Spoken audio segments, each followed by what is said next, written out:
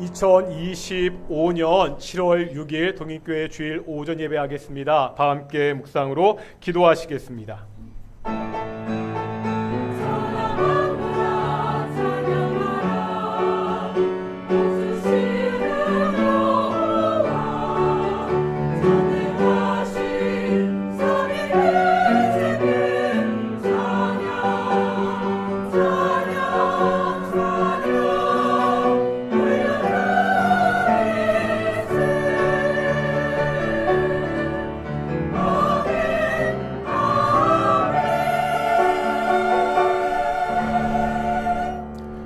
사도신경으로 우리의 신앙을 고백하겠습니다. 나는 전능하신 아버지 하나님 천지의 창조주를 믿습니다. 나는 그의 유일하신 아들 우리 주 예수 그리스도를 믿습니다. 그는 성령으로 잉태되어 동정녀 마리아에게서 나시고 본디오 빌라도에게 고난을 받아 십자가에 못 박혀 죽으시고 장사된 지 사흘 만에 죽은 자 가운데서 다시 살아나셨으며 하늘에 오르시어 전능하신 아버지 하나님 우편에 앉아 계시다가 거기로부터 살아있는 자와 죽은 자를 심판하러 오십니다. 나는 성령을 믿으며 거룩한 공교회와 성도의 교제와 죄를 용서받는 것과 몸의 부활과 영생을 믿습니다. 아멘. 자송가 28장 함께 찬양하시겠습니다. 자송가 28장입니다.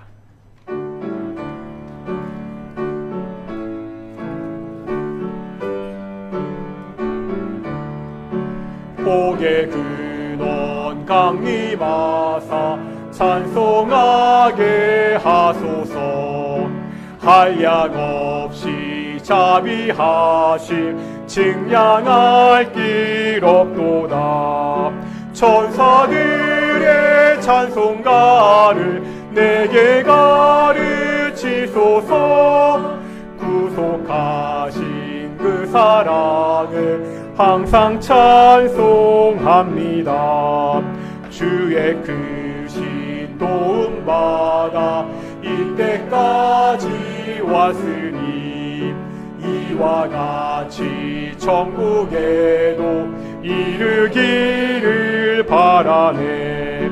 하나님의 품을 떠나 죄에 빠진 우리를 예수 구원하시려고 보혈을 흘려주셨네. 주의 귀한 은혜 받고 일생 빚진 자 되네. 주의 은혜 사슬 되사 나를 주께 매소서. 우리 마음은 연약하여 범죄하기 쉬우니 하나님이 받으시고 천국인을 치소서.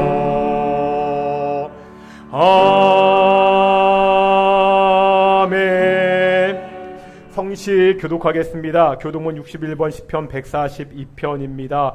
우리 주보 순서지 가운데도 있습니다. 시편 142편 우리 교독하겠습니다.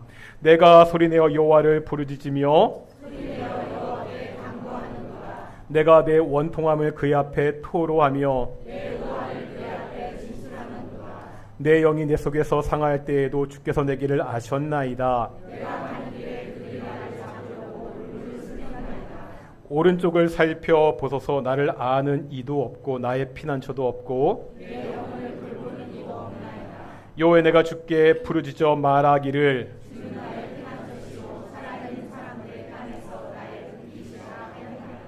나의 부르짖음을 들으소서. 나는 심히 비천하니이다.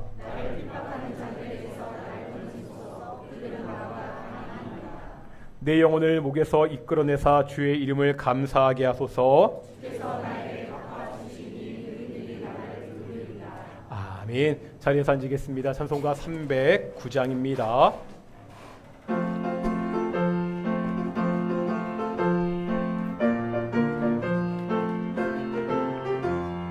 마른 내 영혼 주가 이미 허락한 그 귀한 영생수 주여 갈망합니다. 그 약속 따라서 힘써 간구하오니 오 주여 내 기도 어서 들어주소서. 예수의 사랑 예수의 사랑 바다 물결같이 내게 임하니 영광의 물결에 온전히 쌓여서 내 영혼의 기쁨 한량없도다. 주에게 약속한 금비 내려주시며 은혜의 저 구름 건너편에 떠올라 그 귀한 징조가 내게 밝히 보이니 나 힘을 다하여 주께 간구합니다. 예수의 사랑 예수의 사랑 바다 물결같이 내게 임하니 영광의 물결에 온전히 쌓여서 내 영혼의 기쁨 한량없도다. 은혜의 소낙비 지금 흡족히 내려 구원의 금강물 흘러차고 넘쳐서 내 주한 모든 죄 모두 씻어버리니 나 지금 은혜를 충만하게 받았네. 예수의 사랑 예수의 사랑 바다 물결같이 내게 임하니 영광의 물결에 온전히 쌓여서 내 영혼의 기쁨 한량없도다. 그 차고 넘치는 주의 은혜의 물결 힘차게 밀려와 내게 만족합니다. 오 할렐루야로 주를 찬송하오니 내 맘의 기쁨이 항상 충만함이라. 예수의 사랑 예수의 사랑 바다 물결같이 내게 임하니 영광의 물결에 온전히 쌓여서 내 영혼의 기쁨 한량없도다. 예배를 위해서 신현미 권사님 기도하시겠습니다.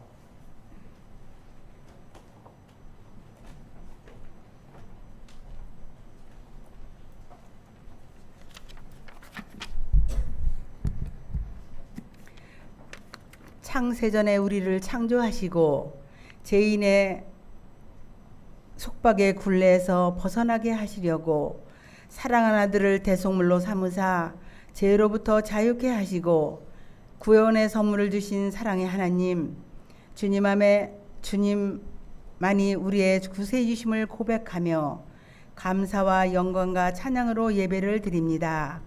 하나님 아버지, 평온한 가운데 예배에 집중하고 말씀을 사모하며 마음과 정성을 다하여 임재하신 주님을 만나고자 하오니 세속의 온갖 잡념을 버리고 이 시간을 사탄 마귀에게 뺏기지 않도록 붙들어 주시옵소서. 하나님 아버지, 우리 교회가 말씀이 살아서 역사하게 하시고 예수님의 사랑을 실천하며 세상의 빛으로 드러나게 하시고 주님이 원하시는 복음을 전파하는 복된 교회요, 구원의 감격으로 날마다 믿음이 성장하는 성숙된 교회가 되게 하여 주시옵소서. 하나님 아버지, 우리나라가 새 정부가 들어섰으니 대통령과 새로운 내각들이 무너진 질서와 기울어진 모든 것들이 바로 세워지도록 하나님을 두려워하고 국민의 뜻을 받들고 존경하며 열심히 일하는 위정자들이 되게 지혜를 주시옵소서. 하나님 아버지, 과거의 삶 속에서 어른들께 아름다운 신앙을 배우고 현재 우리가 배운 신앙을 우리의 미래 세대 자녀들에게 본이 되는 삶을 소망하며 고난 속의 신앙을 지켜오신 어른들, 우리의 부모님들을 지켜주시고 건강케 하시어 비록 육체는 약해지더라도 맑은 정신을 잃지 않게 하시고 외롭고 슬프지 않도록 끝까지 주님의 보호와 사랑 안에 살아가시도록 지켜주시옵소서. 하나님 아버지, 목사님을 통해 귀한 말씀을 듣습니다. 외롭고 힘들고 병든 자들에게 위로의 힘이 되게 하시고 회중의 은혜와 또 성령 충만한 시간이 되게 도와주시옵소서. 오늘 예배에 참석하지 못한 우리 형제 자매들 어디에서든지 함께 은혜 나누게 하여 주시옵소서. 하나님 아버지, 들은 말씀을 나누며 기뻐하고 봉사하고 교제하며 우리 교회 공동체가 기쁨이 넘치고 날마다 수가 더해가는 행복한 교회, 복음을 바로 배우고 듣고 실천하려는 우리들의 모습이 신앙인의 본이 되게 하시고 선한 영향력을 끼치는 참된 주님의 사랑을 배워가는 우리의 공동체의 모습이 되게 하여 주시옵소서. 하나님 아버지, 한 주간도 더 열심히 기도하고 더 기쁘게 복음에 순종하며 살아가게 하시고 오직 주님만이 영광 받으시기를 원하오며 거룩하신 우리 주 예수님의 이름으로 감사하며 기도드리옵나이다. 아멘.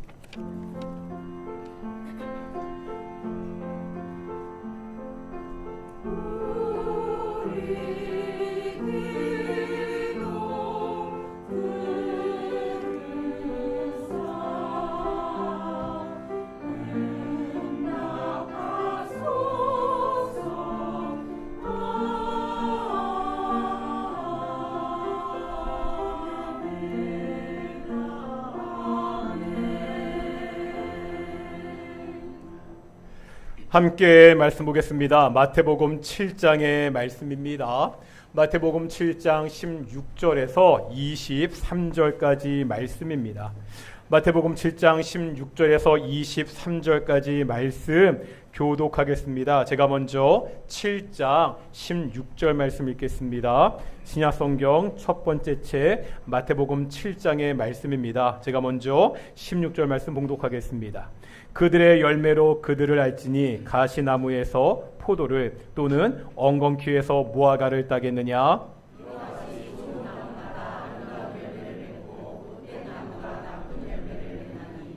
좋은 나무가 나쁜 열매를 맺을 수 없고 못된 나무가 아름다운 열매를 맺을 수 없느니라.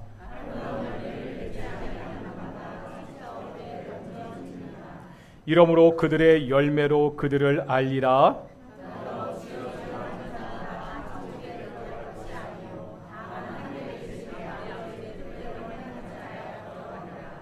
그날에 많은 사람이 나더러 이르되 주여 주여 우리가 주의 이름으로 선지자 노릇하며 주의 이름으로 귀신을 쫓아내며 주의 이름으로 많은 권능을 행하지 아니하였나이까 하리니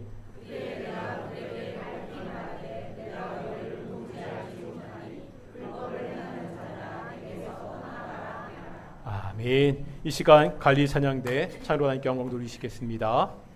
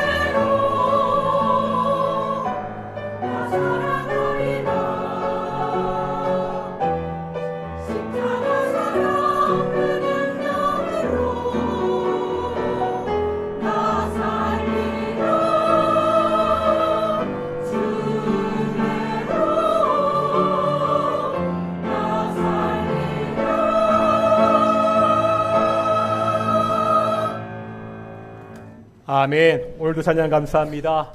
오늘 찬양의 가사처럼 우리 앞뒤 좌분들에게 이렇게 인사하겠습니다. 모든 것이 다 하나님의 은혜입니다. 다시 한번 인사할까요? 하나님이 우리와 함께 하십니다. 오늘 예배도 하나님의 영광의 임재가 함께하는 귀한 예배가 되기를 축원합니다. 최근에 나온 책 중에 이런 제목의 책이 있습니다. 넷플릭스가 삼켜버린 기독교라는 이러한 책입니다. 넷플릭스에서 방영된 영화나 드라마에 등장하는 기독교의 모습을 살펴보는 책입니다. 요즘은 극장보다 OTT를 통해서 영화나 드라마를 많이 보지요. 이 수요를 채우기 위해서 많은 영화와 드라마가 OTT용으로 제작이 됩니다. 기독교는요, 사회에서 아주 큰 영향력을 가진 종교입니다. 그러다 보니까 영화나 드라마에서 교회의 이야기가 자주 나올 수밖에 없습니다. 문제가 뭐죠? 긍정적으로 그려지는 경우가 별로 없다는 거죠. 주로 위선적이고 소통이 불가능한 뒤틀려진 모습으로 그렇게 교회를, 성도들을 묘사합니다. 많은 화제를 모았던 더 글로리라는 드라마가 있었습니다. 잘 만든 드라마라 사람들이 좋아했죠. 이 드라마는 학창시절 학폭을 당했던 주인공이 커서 복수하는 내용입니다. 시원한 복수극에 많은 사람들이 열광했습니다. 그런데 이 주인공을 학대했던 학생 중에 목사 딸이 있었습니다. 이 딸의 모습을 통해 교회가 아주 부정적으로 묘사됩니다. 질문입니다. 왜 최근에 드라마나 영화에서 교회의 모습이 이렇게 부정적으로 그려지지요? 이유가 뭡니까? 드라마나 영화는 철저하게 상업적이잖아요. 막대한 제작비가 들기 때문에 많은 사람들이 보도록 만들어야 됩니다. 그러니 사람들이 불편해서 보지 않을 내용을 담지 않습니다.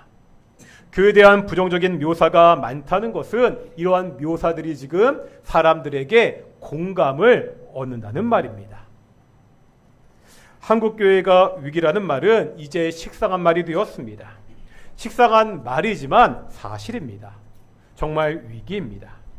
이게요, 교회 밖에서 교회를 부정적으로 말하고 비난하기 때문이 아닙니다.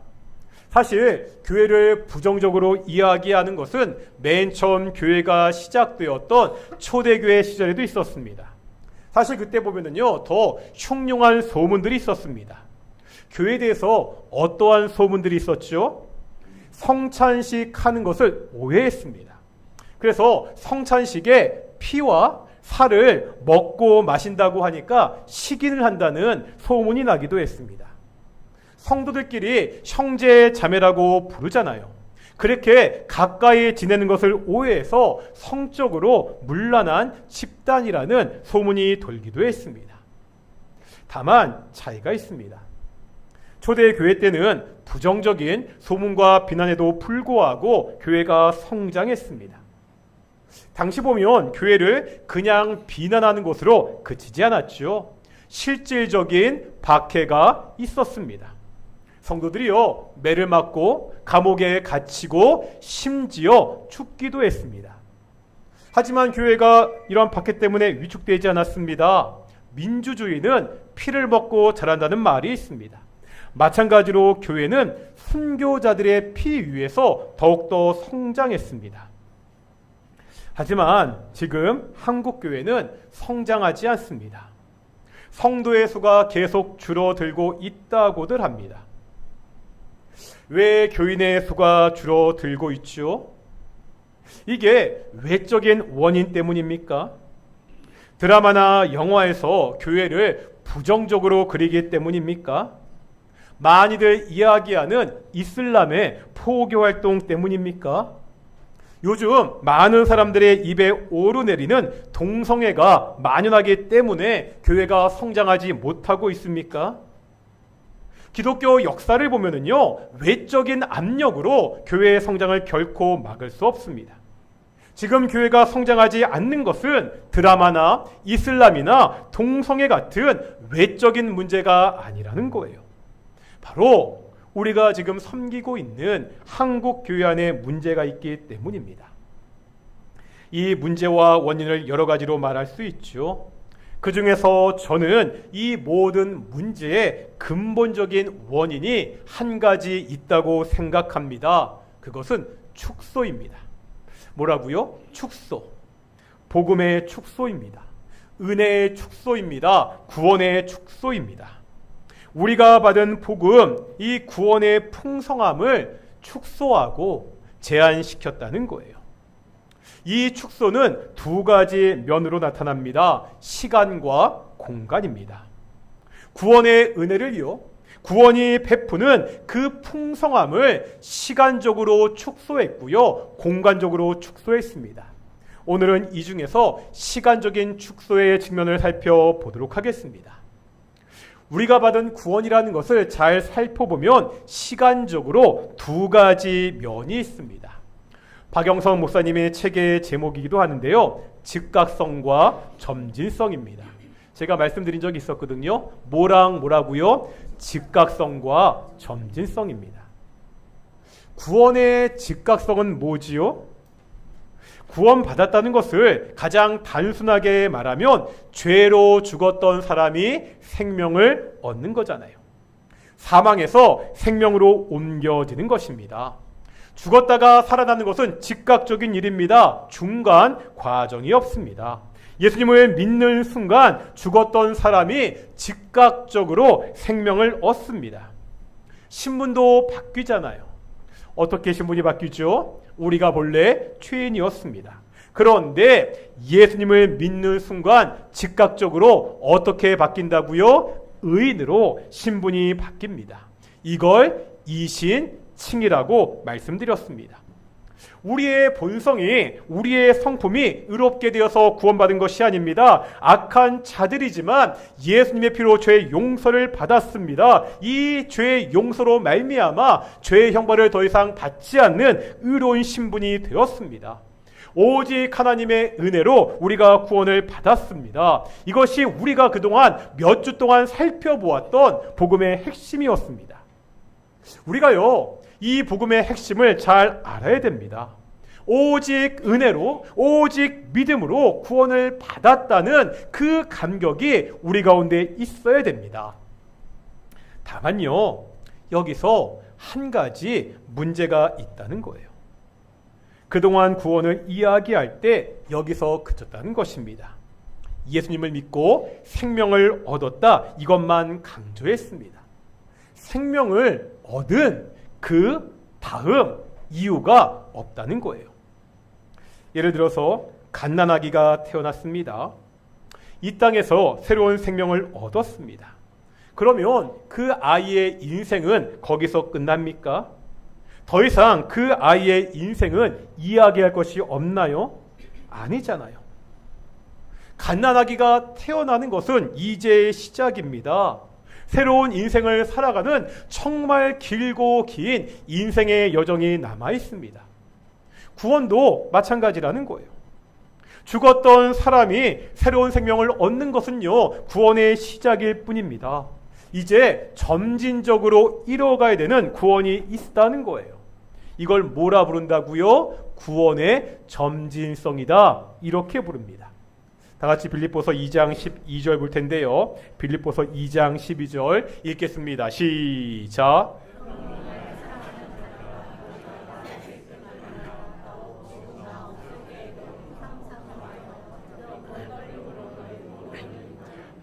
아멘. 마지막에 보니까 너희 구원을 뭐하라고요? 이루라고 말씀하고 있죠. 즉각적으로 구원을 받았는데 이제 그 구원을 점진적으로 이루어가야 됩니다. 이 점진적으로 이루어가는 그 구원을 그동안 잘 강조하지 않았습니다. 구원의 과정을 이야기하지 않았다는 거예요. 구원이 참 긴 여정인데 그 중에서 즉각적으로 받는 그 순간만 강조했습니다. 구원을 시간적으로 축소한 것입니다. 오늘 본문의 말씀을 통해서 이 문제를 좀 더 자세하게 살펴보겠습니다. 먼저 오늘 본문 22절이거든요. 22절 말씀 함께 읽겠습니다. 시작.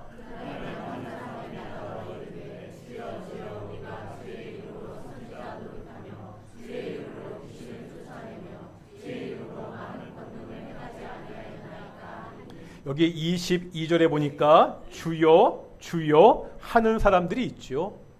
예수님을 주님으로 부르는 것은 신앙 고백입니다.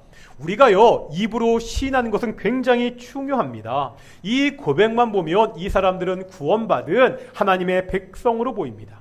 게다가요, 이렇게 입으로 신앙을 고백했던 사람들이 주의 이름으로 많은 권능도 행하고 있죠. 귀신을 쫓아냈습니다. 심지어 선지자 노릇도 했습니다.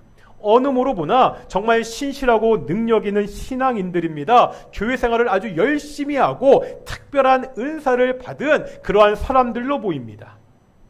그런데요, 이 사람들이 너무나 심각한 문제에 봉착하게 됩니다. 23절입니다. 23절 읽겠습니다. 시작.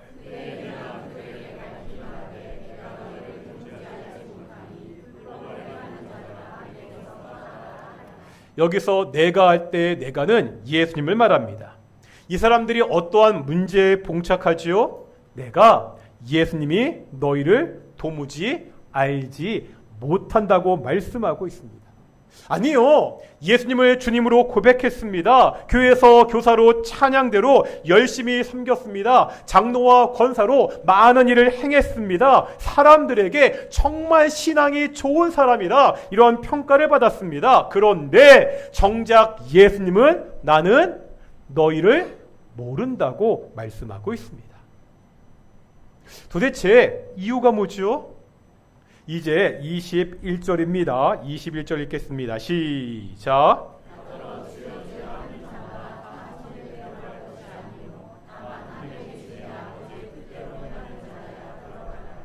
21절에 보면 지금 예수님이 천국에 들어가는 자격을 말씀하고 있습니다.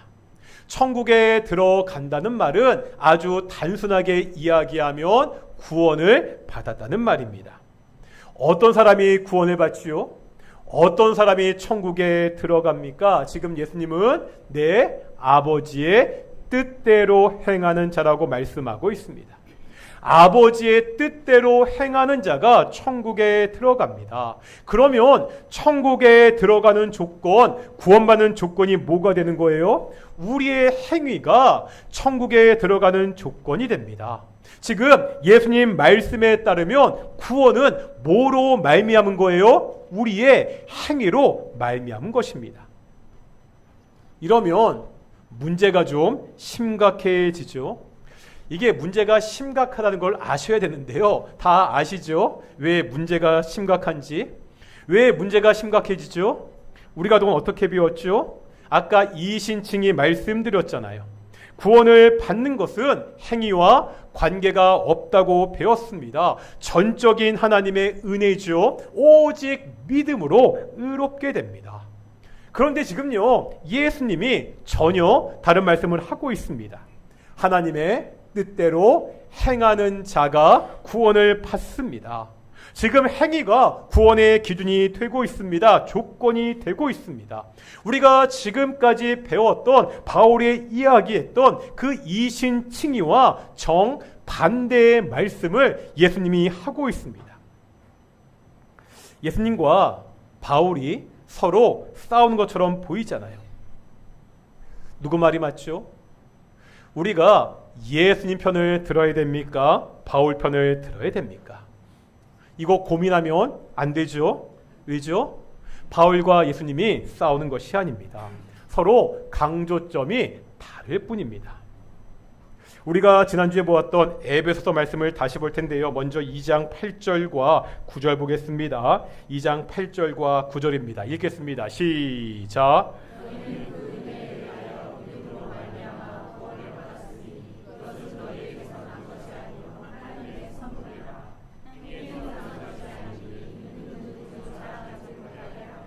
분명히 말씀하고 있죠. 오직 은혜에 의하여 믿음으로 말미암아 구원을 받습니다. 행위에서 나지 않습니다. 그러기에 구원을 뭐라 설명하고 있죠? 하나님의 선물입니다. 우리가 구원을 받는 것에는 우리의 행위가 조금도 포함되지 않습니다. 이제 10절입니다. 10절 같이 읽겠습니다. 시작.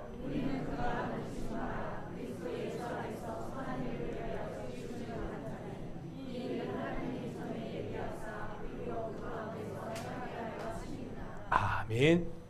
8절과 9절에서 믿음으로 받는, 은혜로 받는 구원을 말씀하자마자 바로 이렇게 구원하신 목적을 말씀하고 있습니다.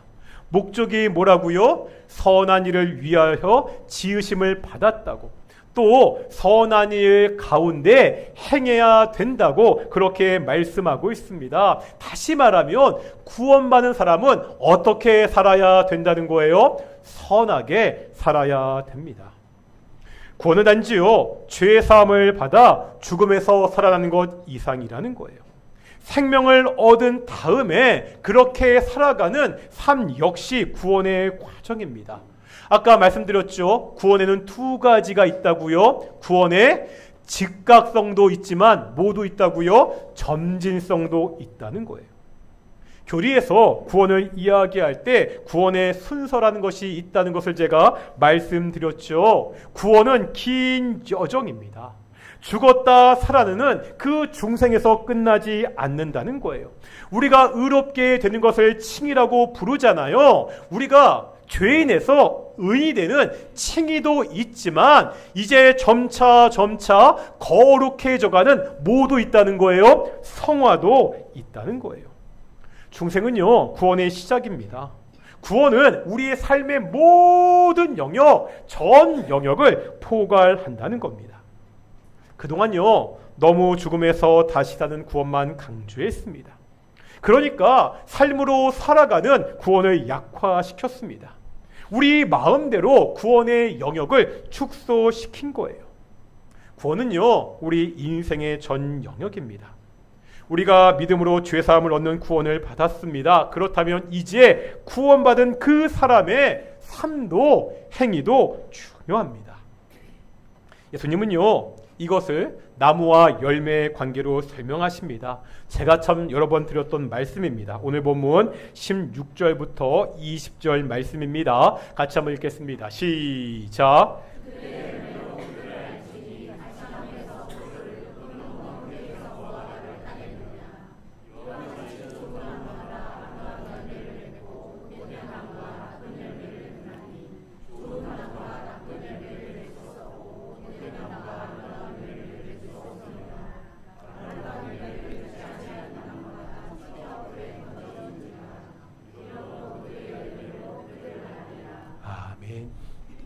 우리 교회 마당에 앵두나무가 있잖아요. 제가 앵두꽃이 열렸을 때 예뻐가지고 찍어서 제 개인 인스타에 올렸거든요.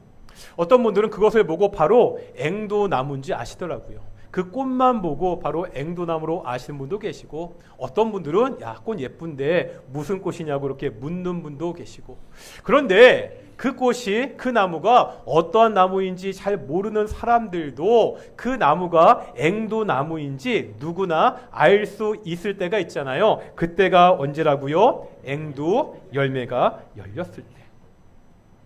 사과 열매가 열리면 사과 나무입니다. 배가 열리면 배 나무입니다. 마찬가지입니다. 우리가 구원받은 사람입니까? 내가 구원받은지 어떻게 알 수 있죠? 열매로 알 수 있다는 거예요. 우리의 삶에서 구원받은 삶의 열매가 나타나야 됩니다. 말로는 내가 예수님을 믿는다, 구원을 받았다고 하는데 삶은 전혀 그렇게 살지 못합니다. 이런 사람을 어떻게 구원받았다고 할 수가 있죠? 오늘 본문에서 예수님의 말씀이 이 말씀이라는 거예요. 입으로 신앙 고백을 합니다.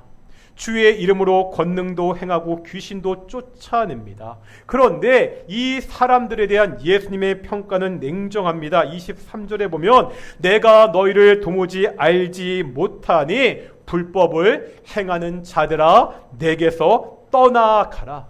내가 너희를 도무지 알지 못하니 불법을 행하는 자들아 내게서 떠나가라. 이렇게 말씀하고 있습니다. 이 사람들은요, 예수님을 믿는다고 이야기했습니다. 하지만 불법을 행하는 자들이었습니다. 예수님을 믿는 사람답게 살지 않았습니다. 그렇다면 이 사람들은 구원받은 하나님의 백성이 아니라는 거예요. 예수님과 바울이 싸우는 게 아닙니다. 예수님과 바울의 말에는 아무런 모순이 없습니다. 다시 한번요, 구원은요, 우리의 행위나 공로로 받는 것이 아닙니다. 오직 하나님의 은혜에 의하여 믿음으로 말미암아 우리가 구원을 받습니다. 그런데 그렇게 구원받은 사람이라면 구원받은 사람답게 살아야 됩니다. 사과 나무는 사과 열매를 맺습니다. 구원받은 사람은 구원받은 삶의 열매를 맺어야 됩니다. 이것이 당연하다는 거예요. 행위로 구원을 받는 것은 다시 한번 말씀드리지만 분명히 아닙니다. 하지만 구원을 받은 사람은 이제 하나님의 뜻대로 행해야 됩니다. 우리가 하나님의 뜻대로 사는 것을 보고 구원받은 것을 알 수 있다는 거예요. 행위는 조건이 아니라 결과입니다. 행위는요, 이유가 아니라 열매라고 예수님이 말씀하고 있습니다. 하나님의 뜻대로 사는 사람은 구원받은 사람입니다. 그러기에 예수님이 하나님의 뜻대로 사는 사람이 천국에 들어갈 것이라고. 왜요? 그 사람들은 이미 구원받은 사람들이기 때문에 그렇게 말씀하고 있습니다. 우리가 생명을 얻었다고 말하잖아요. 어떤 뜻이죠? 겨우 살아서 숨만 쉬는 것이 아닙니다. 중병에 걸려 꼼짝도 못합니다. 다른 어떠한 기능도 하지 못하고 그냥 숨만 쉬고 누워 있습니다. 우리가 이런 사람을 식물 인간이라고 부르잖아요. 식물 인간의 상태에 있더라도 살아는 있습니다. 생명은 있습니다. 하지만 아무런 역할을 하지 못합니다. 혹시 우리가 식물 인간 상태의 교인 아닙니까? 예수님을 믿고 생명을 얻었다고 말하잖아요. 그런데 삶에는 아무런 변화가 없습니다. 그냥 교인이다, 내가 교회 다닌다, 이 타이틀만 걸어놓고 그냥 저냥 하루하루 살아가고 있지는 않습니까? 성경은 우리에게 복음의 증인이 되라고 말씀하잖아요. 복음을 전해야 됩니다. 어떻게 전해야 되지요? 복음을 모르는 사람들에게 이 복음을 들려줘야 됩니다. 복음이 뭐죠? 우리가 그동안 7주 동안 배웠잖아요. 죄로 인해 우리가 영원한 죽음의 심판 아래에 있었습니다. 이런 우리를 위해서 예수님이 이 땅에 오셨습니다. 우리 죄들을 대신해서 십자가에서 죽으셨습니다. 그리고 3일 만에 죽음에서 부활하셨습니다. 이 예수님을 믿는 사람들은 죄와 사망의 권세를 벗어나 새로운 생명을 얻습니다. 이 예수님을 믿는 사람들은 구원을 받아서 하나님의 자녀가 됩니다. 이게 복음이잖아요. 이 복음의 진리를 선포해야 됩니다. 사람들에게 이 복음의 진리를 들려줘야 됩니다. 그런데 사람들이 이 복음을 들으려 하지 않습니다. 아니, 죽음에서 생명을 주는 진리인데도 사람들이 계속 복음을 외면합니다. 복음을 들려주는 것을 넘어 복음을 보여줘야 됩니다. 복음을 보여준다는 것이요, 시청각 자료를 활용하라는 것이 아닙니다. 엄청난 제작비를 들여서 멋진 동영상을 만들어서 유튜브에 올리라는 것이 아닙니다. 물론 유튜브를 활용해서 복음을 멋지게 소개하는 거 굉장히 좋은 방법 중에 하나일 것입니다. 하지만 복음을 보여준다는 것은 이런 차원이 아닙니다. 무엇을 통해서 보여줘야 되지요? 누가 시청각 자료가 되어야 됩니까? 우리의 삶을 통해서 보여줘야 됩니다. 내가 사는 모습이 복음을 보여주는 삶이 되어야 됩니다.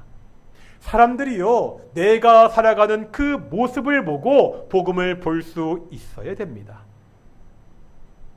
나를 위하여 아들을 십자가에 죽게 하신 하나님의 사랑이 삶에 나타나야 됩니다.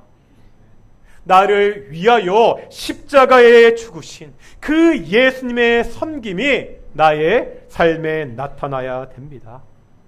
하나님의 자녀가 되었다면 하나님의 자녀의 모습을 보여야 됩니다. 우리는 어떤가요?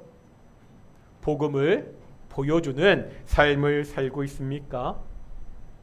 다른 사람들이 나를 통해서 하나님의 사랑을 보고 있습니까? 사람들이 나의 모습을 통해서 예수님의 섬김을 보고 있습니까? 다시 말하면 나는 사랑으로 다른 사람을 섬기는 사람입니까?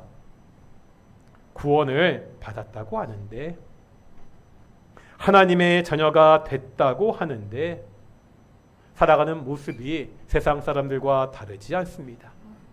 아니, 교회에 다니는 사람들이 더하다는 소리를 듣습니다. 이러면은요, 아무리 복음을 들려 주어도 사람들이 그 생명의 복음에 귀를 기울이지 않습니다. 내 삶을 통해 복음이 보여줘야 됩니다. 나를 통해 복음을 볼 때 우리가 전하는 복음에 귀를 기울일 것입니다. 매일매일 살아가는 삶 속에서 복음을 보여주는 우리 동인의 성도들이 되시기를 소망합니다. 우리 동인교회가 이 지역 가운데 그리스도 예수, 이 생명의 복음을 보여주는 교회가 되기를 축원합니다. 우리 함께 신실하게 진실하게 함께 찬양하며 기도하며 나아가기를 소망합니다. 함께 찬양하시겠습니다.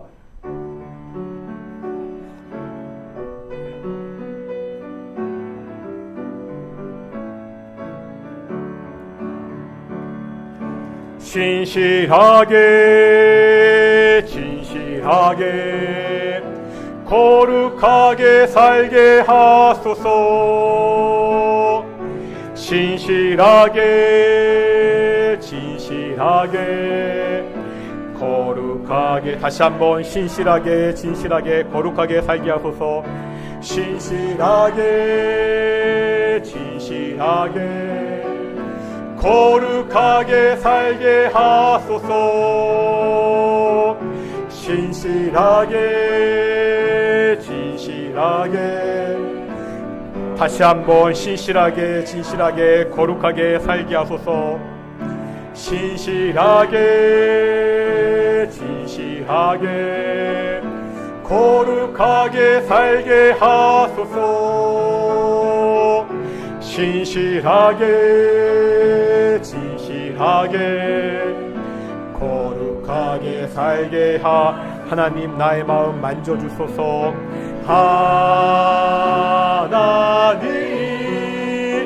나의 마음 만져주소서. 하나님, 나의 영혼 새롭게 신실하게 진실하게 신실하게 진실하게 거룩하게 살게 하소서. 신실하게 진실하게 거룩하게, 하나님 나의 기도 들어주소서. 하나님, 나의 기도 들어주소서. 주의 길로 인도하소서. 하나님, 나의 마음 만져주소서. 하나님, 나의 마음 만져주소서. 하나님, 다 함께 우리 눈을 감고 한번 찬양하겠습니다. 신실하게 진실하게 신실하게 거룩하게 살게 하소서. 신실하게 진실하게 거룩하게 살게 하소서.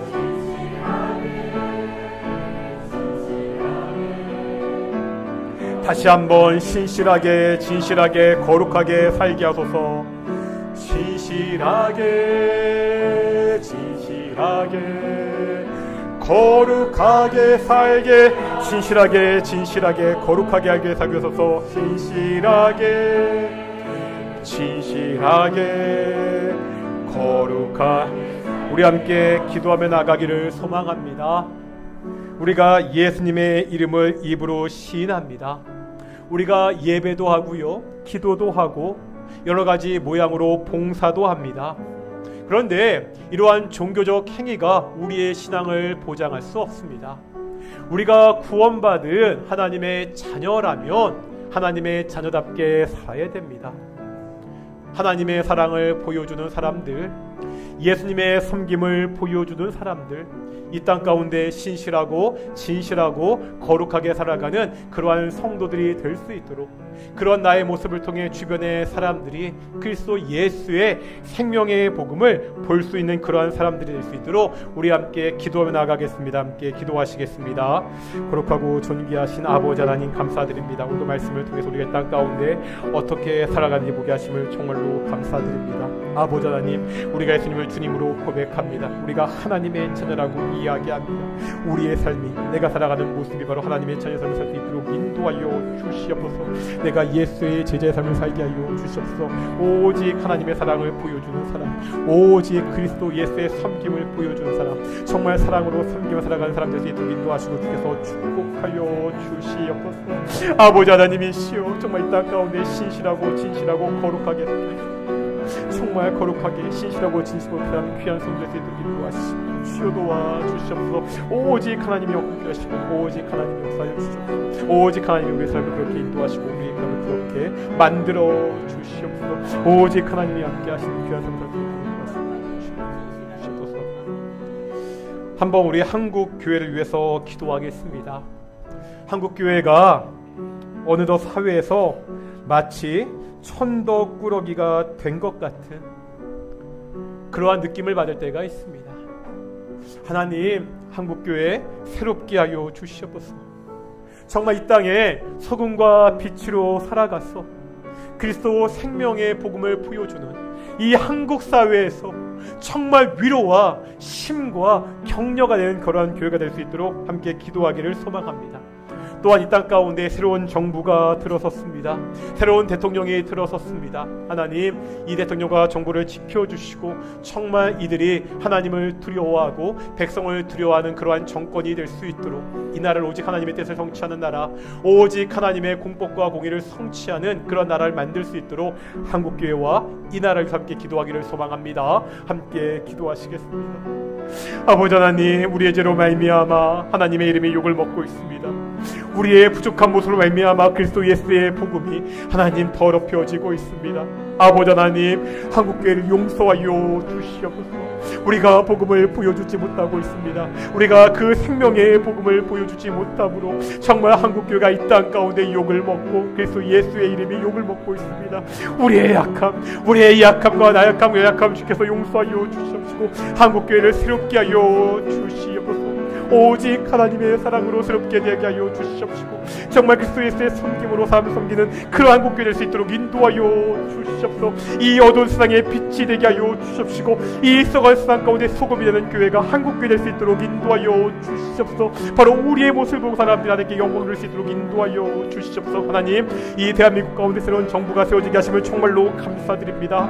아버지, 이 새로운 정부를 통해서 오직 하나님의 선하신 뜻이 성취될 수 있도록 인도하여 주시옵소서. 나라가 혼란 가운데 있습니다. 여러 가지 어려움 가운데 있습니다. 이들에게 지혜를 주셔서 정말 하나님을 두려워하며 이 국민들을 두려워하며 이 나라를 잘 통치하게 하여 주시옵소서. 오직 이 나라 가운데 하나님의 뜻을 성취하는 정권이 되게 하여 주시옵시고 하나님, 이 나라가 정말 하나님의 공의와 공법이 강같이 흐르는 나라, 정말 하수같이 나라 될 수 있도록 인도하시고 주여 도와주시옵소서. 하나님 함께 하셔서 지켜주시옵소서. 거룩하고 존귀하신 아버지 하나님, 오직 우리가 하나님의 은혜에 의하여 믿음으로 말미암아 구원받아 하나님의 자녀가 되었습니다.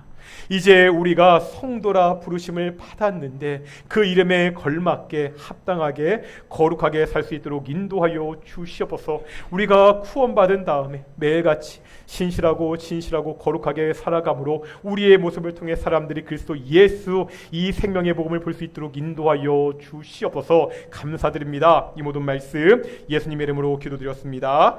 아멘. 함께 찬양하시겠습니다. 찬송가 212장입니다. 찬송가 212장 함께 찬양하시겠습니다. 1절과 4절입니다.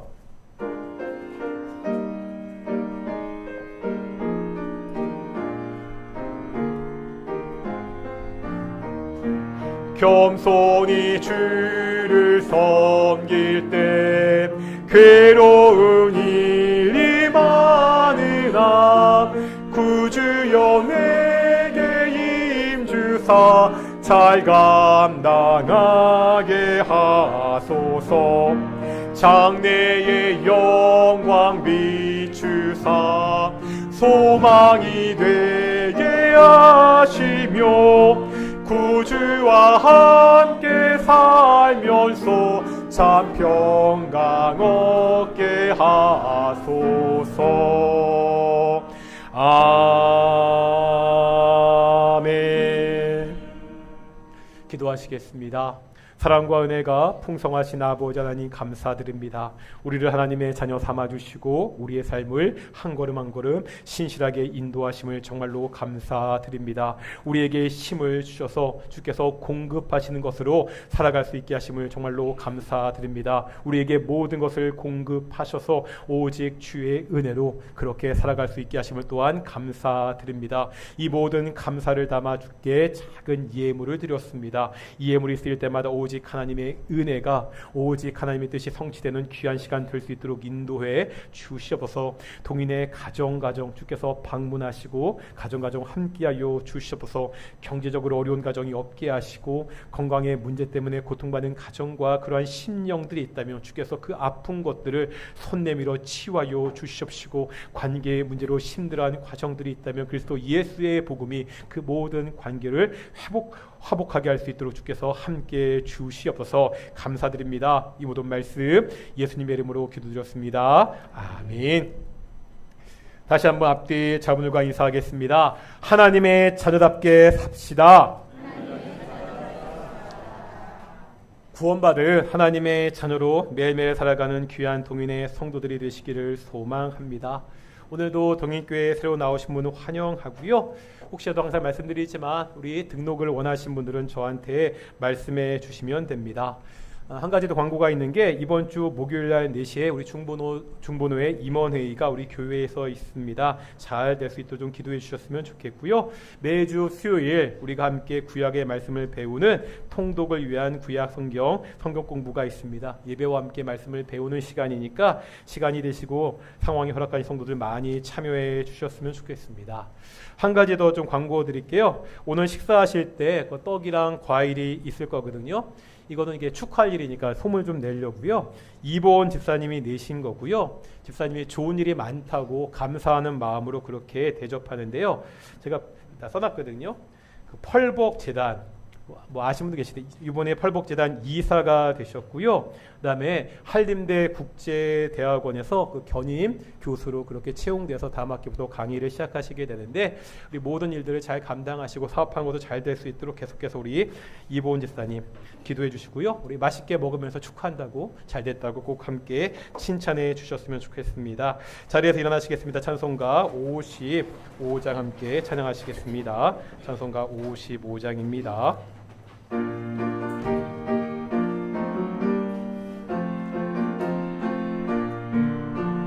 주 이름으로 모였던 우리가 지금 헤어질 때 언제나 함께 하시며 평안케 하소서. 아멘. 기도하겠습니다. 이제는 예수 그리스도의 은혜와 아버지 하나님의 사랑하심과 성령 하나님의 교통하심이 오직 구원받은 하나님의 자녀답게 살아가는 동인의 성도들 가운데 영원히 함께 하시기를 축원하옵나이다. 아멘.